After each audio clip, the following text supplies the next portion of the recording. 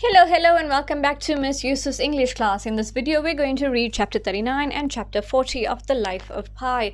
Don't forget that all the other chapters are available in various videos on the channel. Chapter 39.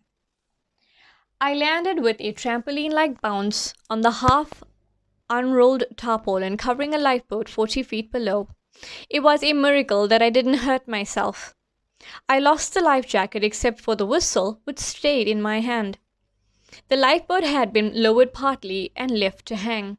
It was leaning out from its davits, swinging in the storm some 20 feet above the water. I looked up. Two of the men were looking down at me, pointing wildly at the lifeboat and shouting, but I didn't understand what they wanted me to do. I thought they were going to jump in after me. Instead, they turned their heads, looked horrified, and this creature appeared in the air, leaping with the grace of a racehorse. The zebra missed the tarpaulin. It was a male Grant weighing over 500 pounds. It landed with a loud crash on the last bench, smashing it and shaking the whole lifeboat. The animal called out. I might have expected the braying of an ass or the neighing of a horse, but it was nothing of the sort. It could only be called a burst of barking, a quah-ha-ha, quah-ha-ha, quah-ha-ha, put out at the highest pitch of distress. The creature's lips were widely parted, standing upright and quivering, revealing yellow teeth and dark pink gums. The lifeboat fell through the air, and we hit the seething water. Chapter 40. Richard Parker did not jump into the water after me. The oar that I intended to use as a club floated.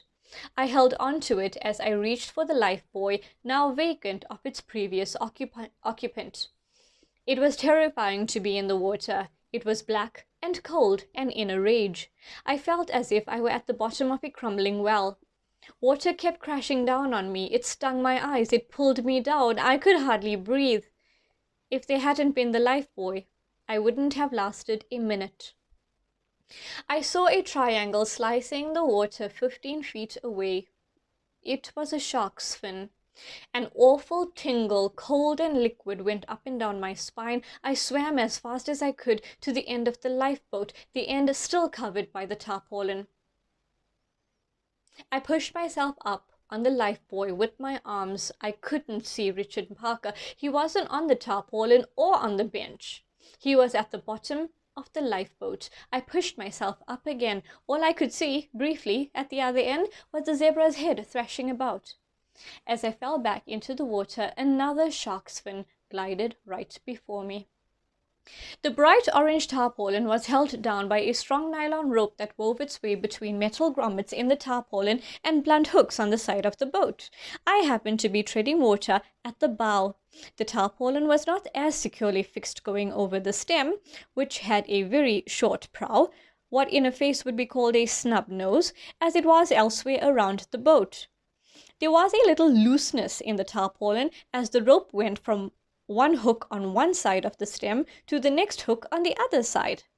I lifted the oar in the air and I shoved its handle into this looseness, into this life-saving detail. I pushed the oar in as far as it would go. The lifeboat now had a prow projecting over the waves, if crookedly. I pulled myself up and wrapped my legs around the oar.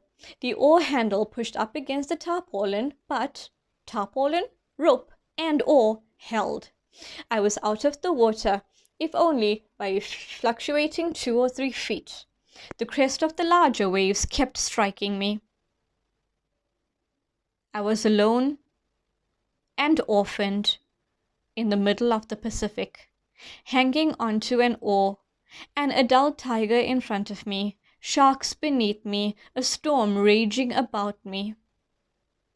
Had I considered my prospects in the light of reason, I surely would have given up and let go of the oar, hoping that I might drown before being eaten.